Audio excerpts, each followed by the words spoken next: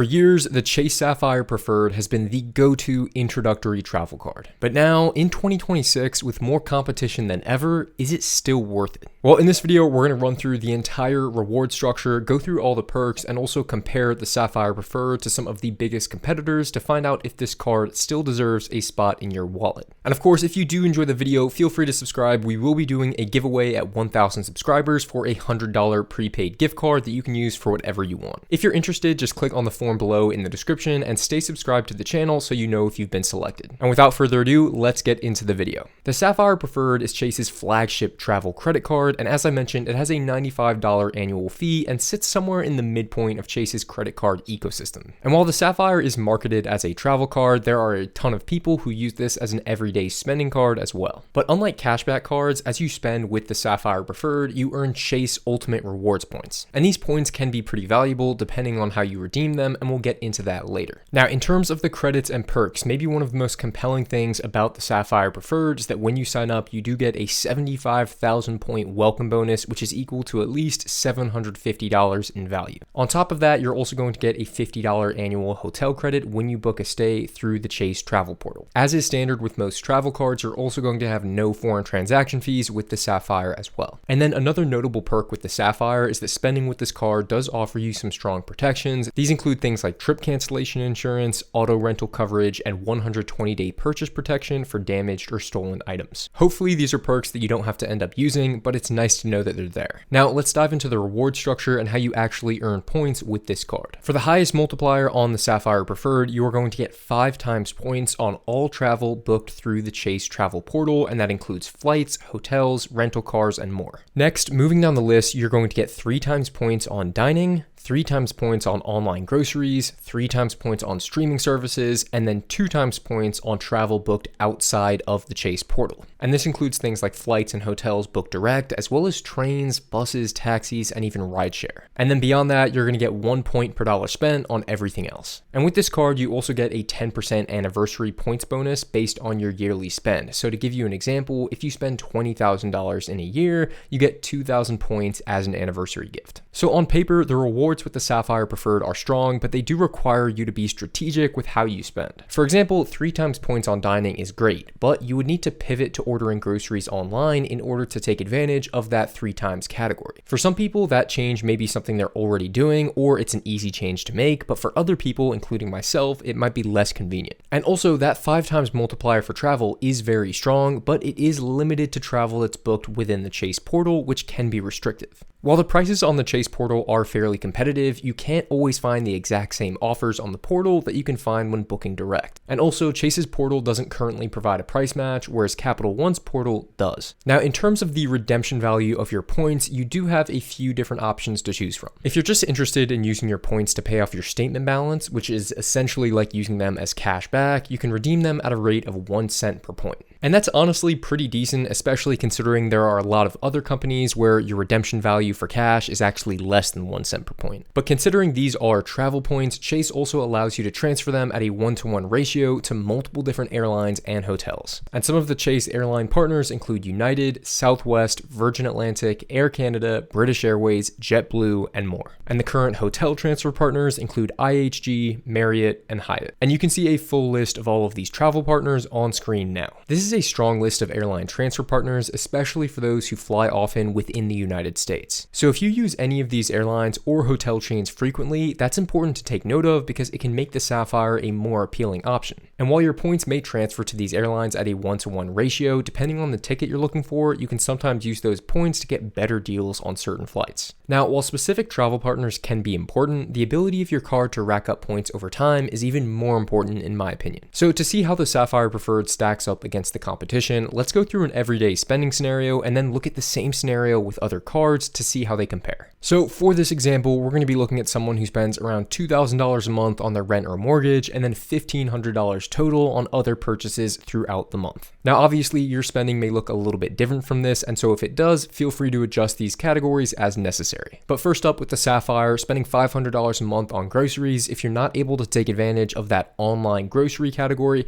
this would just be netting you 500 500 points per month. Then in dining, we're going to be spending the same here, $500 a month. That is going to net you a 3-time multiplier, which is going to get you 1,500 points. Moving on to gas, nothing special there. $200 a month at 1 point per dollar, you're going to get 200 points. And then with travel, I've estimated here $200 a month. Obviously, this could be spread more unevenly throughout the entire year, but you're going to get 2 times points on those travel purchases, so that's going to be 400 points total. Then I threw in $100 of miscellaneous spend. I honestly think that this could easily be higher for a lot of people, but just for this example, that's going to be earning you 1 point per dollar as well. So in this setup, if you're using the Sapphire Preferred as your main card, that's going to net you about 2,700 points per month and then 32,400 points over the course of the year. Next up, let's look at a direct competitor to the Chase Sapphire Preferred with the Capital One Venture Rewards card. I love this card just because of the simplicity. You get 2 times points on all purchases across the board, so there's no categories to keep track of. In this comparison, you are losing out on some of those points when it comes to the dining category, but you earn more of them back on things like groceries, gas, and other miscellaneous purchases. And with the Capital One Venture, whether you go with this card or the Venture X, it really stands out if you have a lot of spend that's in miscellaneous areas that doesn't really fall into typical credit card categories. So in this example, because there's only $100 per month spent in that other category, it doesn't stand out too much, but even then you're earning more points per month with this scenario compared to the Chase Sapphire Preferred. You're going to be earning 3,000 points per month in this scenario, which totals 36,000 points per year. And the sign-up bonus for Capital One is actually really similar to the Chase Sapphire Preferred. You're currently getting a 75,000 point welcome offer. However, you are also getting a $250 travel credit with the Capital One Venture, so that's something to consider as well. Next up, we have the Citi Strata Premier, which is a relative newcomer in this travel credit card space, but it also has an annual fee of $95 and some pretty compelling rewards multipliers. With the Strata Premier, you get a 3x point multiplier on groceries, dining, gas, and any travel that's booked direct. Then of course you get 1 point per dollar on all other purchases, and this is going to total 4,300 points of monthly rewards, and over the course of a year, you can rack up 51,600 points. Then you also get a decent sign-up bonus of 60,000 points. So there's no question that the Strata Premier is a points monster, but the only catch for me here is that Citi did recently devalue the worth of these Citi thank you points. So for example, if you wanted to redeem your points for cash, you can only do so at a rate of 0.75 cents per point. However, many people have noted that if you have a Citi cashback card, like the Custom Cash or the Double Cash,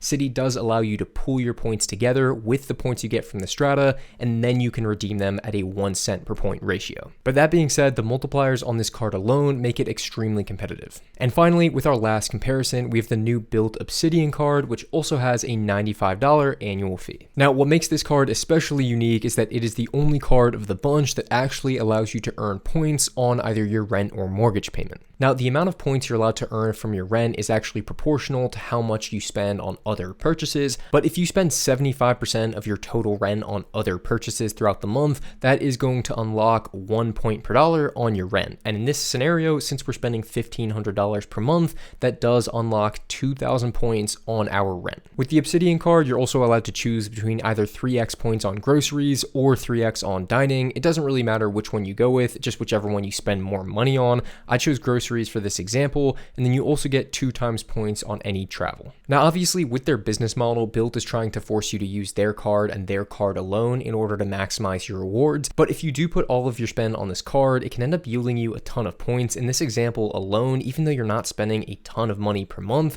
you're getting 4,700 points and then 56,000 points per year. While the point earning is great with the Obsidian card, there are some drawbacks to consider. For example, this does have the worst sign-up bonus of the bunch. You're only getting $200 of Built Cash, which is essentially Built's made-up currency that you can redeem for a variety of coupons. The cashback redemption with Built points is also pretty terrible. You only get 0.5 cents per point. This card is more intended for travel, but Built does have a really strong list of both domestic and international airline transfer partners. Customer service has also been a questionable area for Built. Some people have signed up for this card and haven't had any issues whatsoever, whilst other people have reported having a ton of problems. Now, take that with a grain of salt because all companies have some issues with customer service, but it's just something to be aware of. So here I'll put up the total annual point accumulation for the Chase Sapphire Preferred as well as the other cards that we looked at. And as you can see, at least with the generic spending scenario that we use, the Sapphire Preferred nets you the least amount of points of all your available options. Now, of course, you could fairly argue that you can get better rewards when you combine the Sapphire with other no annual fee cards from Chase, like the Freedom Flex or the Freedom Unlimited. And adding in those cards will definitely speed up your points accumulation, as the Freedom Flex will give you rotating 5% cashback categories,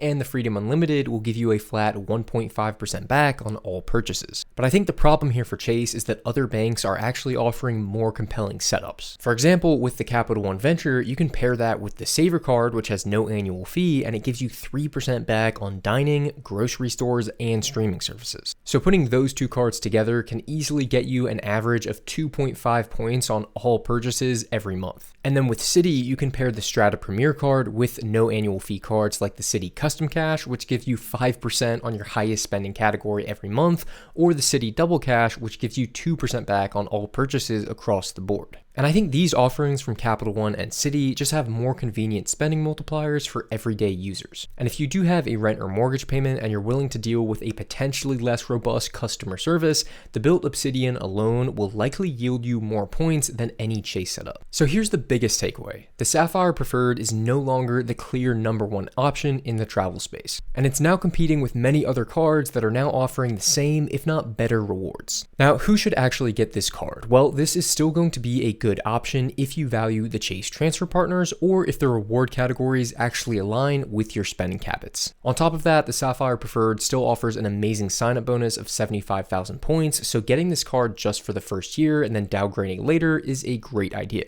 However, if you rarely travel, or you're looking for a one-card setup, the Sapphire Preferred is probably not going to be the best option for you. And even in the event you're looking for a multi-card setup, you may end up earning better rewards with a setup from Capital One or Citibank. Personally, I did recently switch from the Sapphire Preferred to the Capital One Venture just because I like that flat 2x multiplier on all purchases, and I plan on combining it with the Saver to maximize my rewards over time. And guys, that is going to do it for this video. Thank you guys so much for watching. Leave a like and subscribe if you've enjoyed, and I will see you in the next video.